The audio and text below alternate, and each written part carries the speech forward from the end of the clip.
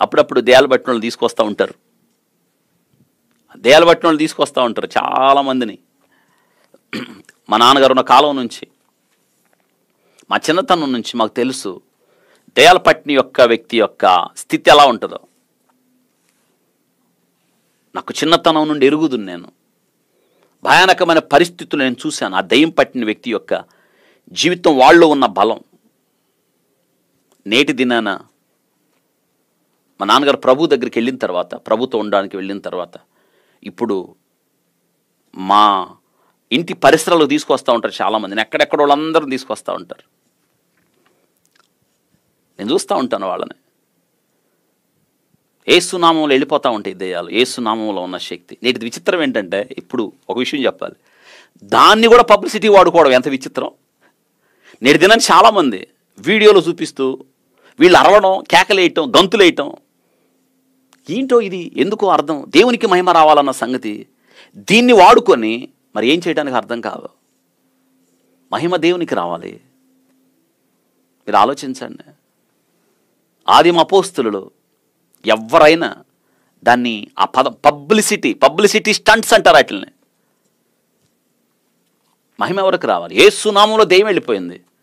దాన్ని కూడా నేను ఒక వీడియో, 4-5 వీడియో కెమెరాలను పెట్టుకొని పెద్దగా అరిసి, లేనిదరిసి, ఇంగ్లీష్లో పెద్ద పెద్దగా నేనేదో అరుస్తా, ఏదో మాట్లాడతా, భయం కలుగజేసి, ఇవా యేసు యుద్ధకు నడిపించాలి నువ్వేది చేసిన. దీని ద్వారా మనుషులను ఆకర్షిస్తే పని అవుద్దా? దెయ్యాల కేకలు వేస్తున్నాయి. యేసు సర్వోన్నతుని దేవుని కుమారుడా, నువ్వెవరో మాకు తెలుసు అంటే యేసయ్య వాటికి ఆజ్ఞ ఇవ్వలేదు, వాటి నోరు మూపించాడు. ఎందుకంటే యేసయ్య వాటికి సెలవు ఇవ్వలేదు.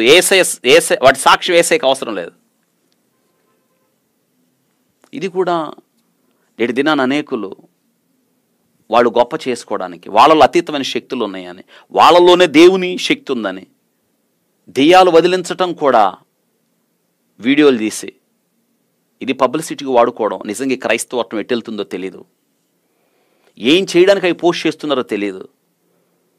సాక్ష్యాలు చెప్పిస్తూ ఉంటారు చాలామంది. ఇక్కడికి వచ్చిన తర్వాత గుండె నొప్పి పోయింది, కడుపులో గడ్డ కరిగింది, అయి కరిగినాయి, ఈ కరిగినాయి, అక్కడి నుంచి జుట్టు వచ్చింది దాకా, ఎంటుకలు వచ్చింది ఇక్కడికి వచ్చిన తర్వాత అన్నదాకా. దేనికి ఇవన్నీ? ఏం చేయడానికి ఇవన్నీ? ఒక మనిషిని రక్షిస్తాయా? ఎంత భయానకమైన పరిస్థితులు క్రైస్తవత్వంలో చోటు చేసుకున్నాయి. ఎవరన్నా వాక్యం చెప్తున్నారా? వాక్యానుసారంగా నిజంగా వాక్యంలో ఉన్నదన్నట్టు చెప్తే అయ్యే వినరు, ఇష్టం లేదు, వాటి వైపు చూడరు. ఒక ఆయన అరుస్తూ ఉంటాడు మైకి పట్టుకొని పెద్దగా. ఆయన ఏదో అంటాడు, అది నాకు తెలియదు ఆ భాష. చాలాసార్లు ఏంటో విందామని ప్రయత్నం చేసినది మనకు అర్థమయ్యే భాష కదా, మరి వాళ్ళకి ఎవరిచ్చారో ఏంటో తెలియదు. అరుస్తాడు, ఊతాడు, పొగ్గొట్టంలాగా ఊతాడు, ఏదో అరుస్తాడు, ఊపిరి పెద్దగా పిలుస్తాడు, ఏంటో తెలియదు. దేనికి ఇవన్నీ? ప్రభు చేయమన్నాడా? నిజంగా మనకు ముందు జీవించిన భక్తులు మాదిరిగా పెట్టుకోండి అని ఎందుకు చెప్పాడు పౌలు గారు?